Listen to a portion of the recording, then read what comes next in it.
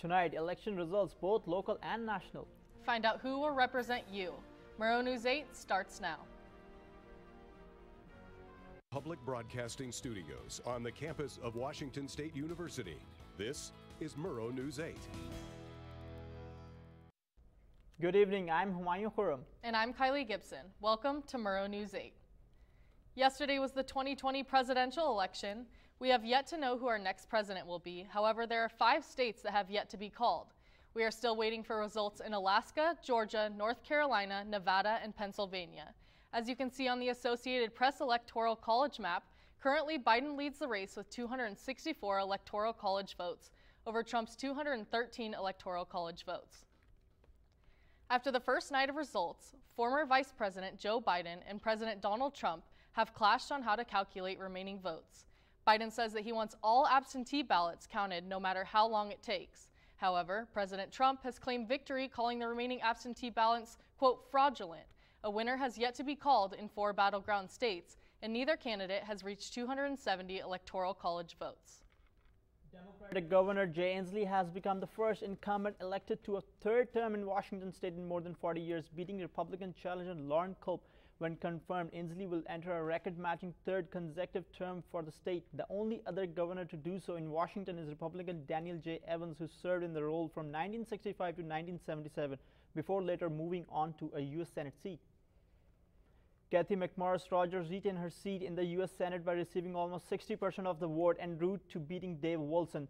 Washington Democrats maintained control of the state legislature Tuesday, winning 10 seats in comparison to 6 for the Republicans in the Senate, and outgained Republicans by a total of 47 to 22 in the state House. Jay Inslee isn't the only Washington state elected officials to be re-elected Tuesday, as Attorney General Bob Ferguson, in addition to Insurance Commissioner Mike Cridler, State Auditor Pat McCarthy, and Secretary of State Kim Wyman all won their election bids. Danny Heck beat fellow Democrat Marco Liz to become the next lieutenant governor. Public schools in Washington will be required to teach comprehensive sexual education multiple times during a student's K-12 education, after voters approved Referendum 90. The vote was split about 60 to 40 in Tuesday's first vote count. Opponents of the sex ed bill that passed last session gathered more than 266,000 signatures to bring the question to voters in November. As far as the election is going in Washington state, Joe Biden is winning 61% compared to Donald Trump at 36.8%. On the east side of the state in Spokane County, Biden lost with 122,188 votes, Trump beating him with 126,675 votes. This trend continues in other races as well. While Jay Inslee won with almost 60% of the votes statewide, he lost Spokane County by almost 9 points and barely held on to win Whitman County by 4. Initial election results from Whitman County show Tom Handy has a narrow lead over Dean Kinzer for the 2nd county commissioner seat. According to the Whitman County General Election website, Handy has 49.96% of the current votes, while Kinzer has 49.49%. A write-in candidate has 0.55% of the current votes. Auditor's office estimates about 3,000 votes by mail ballots left to count. Next ballot count will be on Thursday. The Trump campaign has had issues with mail-in voting from the beginning, and it's the center of controversy in some swing states. Murrow News 8 reporter Andrew Bartland is with us live from campus outside the Fuller Institute for Public Policy and Service. Andrew, states like Washington have had mail-in voting for years. Why the controversy now? When we went to bed, Donald Trump was winning. Thanks, Amayan. So last night when we went to bed here on the West Coast, Donald Trump was winning a couple battleground states. Now, he was ahead in Michigan and Wisconsin. Since then, those have flipped to Biden. Along with that, his lead is dwindling in Pennsylvania and in a state like Georgia. A lot of people are asking why or how is this happening? Well, Senator Sanders proposed a theory a couple weeks ago that almost seems like it's coming true. Now, these mail-in votes are coming from a lot of these swing states. Moreover, with that, Republicans are more likely to stand in polls and vote in person. Democrats more likely to vote through the mail-in route. We've seen the rhetoric from the candidates to voters sort of suggest that as well. So these votes that are in person that are leaning right, as we've seen through studies, those are going toward Trump and being counted first, whereas the mail-ins with Biden are taking longer to be counted, and now they're coming in overnight, slowly pushing it back the other way. Now, the Trump campaign, I said from the beginning, they do not support support mail-in voting. It's almost had a vendetta against it. And along with that, this is almost a case study that they're using to push that point further, that they feel that it's crooked, that it's fraudulent, things along those lines. Now, we know a Fox affiliate in Philadelphia says Trump has filed a lawsuit against the state of Pennsylvania. He's more recently done so with Georgia and then Michigan as well. So with that, just trying to stop those votes from being counted is really his main goal with it. Now, the Attorney General from Pennsylvania, Josh Shapiro is his name. He said something along the lines that this is a political document, not a legal one, in reference to the lawsuit. So Trump campaign just says there's not a whole lot of transparency along with that, and they're trying to stop those votes from essentially being counted because they are coming in after Election Day, so they have a problem with it. Back to you. Well, thanks, Andrew. It looks like it's dark outside. Find out who won east of the border and how that affects you when Murrow News.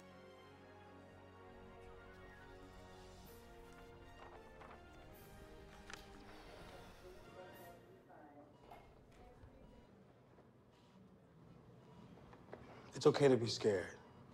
You don't have to be so strong.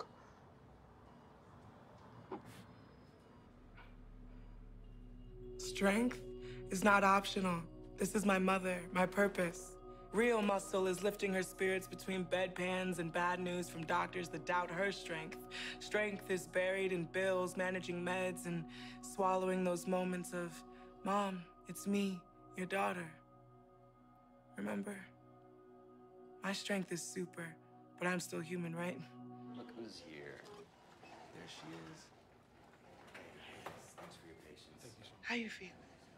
If you're caring for a loved one, visit aarp.org/caregiving for care guides and community, or call 1-877-333-5885. Republican U.S. Representative Russ Fulcher was re-elected to a second term by Idaho voters on Tuesday, a seat last held by a Democrat in 2011. Fulcher will continue to represent the 1st congressional district in western Idaho after defeating Democrat Rudy Soto, who served 9 years in the Army National Guard.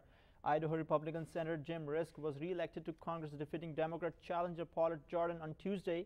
Risk, the chairman of the Senate Foreign Relations Committee, has served in the Senate since 2008, when he was elected to fill the seat being vacated by Senator Lori Craig, an avid supporter of President Donald Trump. Risk was widely expected to win the race in the heavily conservative state. 2 Republicans and 1 Democrat earned victories Tuesday in races for Senate seat and 2 House seats in Idaho's 5th legislative district.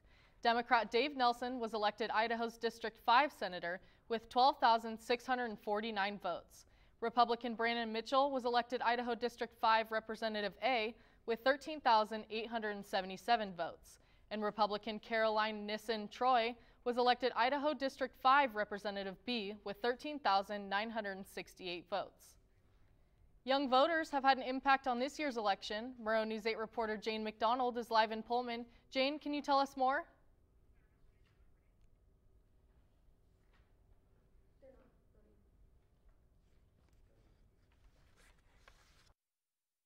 Some technical difficulties here.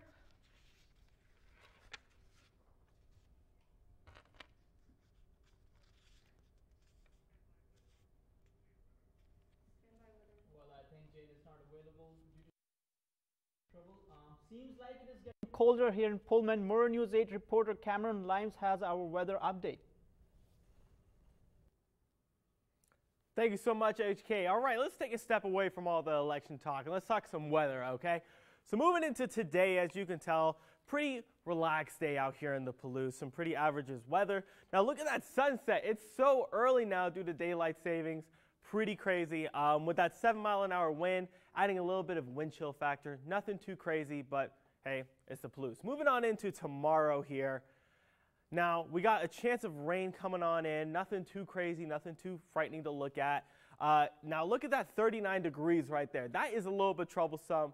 It's starting to get cold, people. It's starting to get real cold. So make sure you bundle up before you go outside, especially with that wind chill factor of 10 miles an hour coming out of the west, coming over those mountains. Got to be careful for that. All right, now let's move on into our state map real quick. Now, Seattle and Olympia, pretty average Seattle weather if we're being honest here. Rain, 62 degrees, nothing too crazy, pretty dreary over there if I'm being honest. And I'm from there. Moving on into Yakima and Tri-Cities. Now, Yakima and Tri-Cities, wonderful weather over there. We got 71 degrees out there in Yakima and 72 in Tri-Cities. Absolutely beautiful. Might head over there myself. Now, over in the east side of the state, we got Spokane and Pullman, both looking pretty normal. Spokane's got a little bit more sunshine than us. Good for them. Moving on into our weather radar. That's right. Now, in the middle of the state, you can tell that there's not really a whole lot going on. It's pretty calm. We saw some rain blow by us just a little bit ago. Nothing crazy, but take a look at this upper left-hand corner. That is right. We have some rain coming on in through Washington, Olympia. Now, I know that might not worry you right now, but keep an eye on that because that's going to come in just a few seconds here. Moving into our 5-cast, we got some pretty snowy weather coming on in. That is right. That weather, that rain from the west side of the state, it will be blowing all over, and it's going to be hitting us with some snow. Not high chances, but still, it's out there. Make sure that you are having snow tires on and you're dressing warm. These temperatures are dropping like crazy. I mean, 26, 18, and 23. It's probably going to freeze overnight, so make sure you're walking carefully when you're going to class or work or wherever you're headed. Make sure you are walking safe. Now, for the rest of the week, we got some rain coming on in from that west side, as I just said. 57 degrees, 50. It's starting to get colder, like I said, so make sure you're looking out for that. But overall, weather shouldn't be too awful in the upcoming days. It could potentially get worse Sunday through Monday, but hey, that's just the way it is. Back to you guys at the desk. Thank you, Cameron. Well, it looks like we got Jane back. Jane, can you tell us how young voters have had an impact on this year's election? Thank you, Kylie. Well, students all over the country grabbed their mask and grabbed their ballots to head onto campus into ballot boxes like these to make sure their vote counted. But the big question I had prior to this election is, why are young voters being so highly sought after? Well, to get a better picture, you'd kind of have to look at the context. So over the past 20 years, the baby boomers have been the largest eligible voter pool. Well, according to the Brookings Institution, now the millennials and the younger generations make over half of the U.S. population. Of that half, nearly about 40% are eligible voters.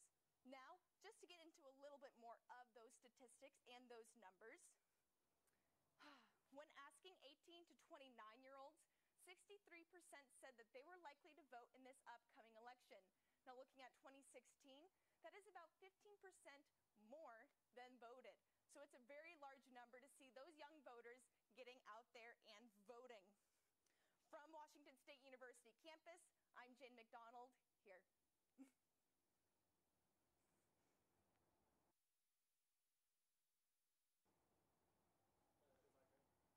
Senate, will they gain control of the House too? We'll be right back.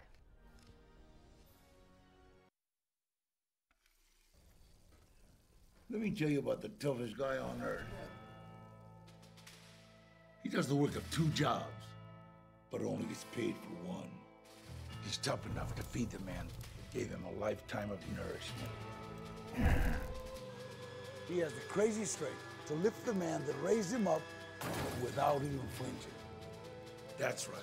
No employee of the month bonus check here. This guy, no, this warrior, will always be by his father's side, even if his dad will hardly remember. Good luck finding a gym to train for that. If this guy isn't the toughest guy on the planet, then I don't know who is. Caregiving is tougher than tough. Find the care guides you need at aarp.org/caregiving. Thanks for watching. If you missed anything in this or any of our previous newscasts, you can always watch us on our YouTube channel.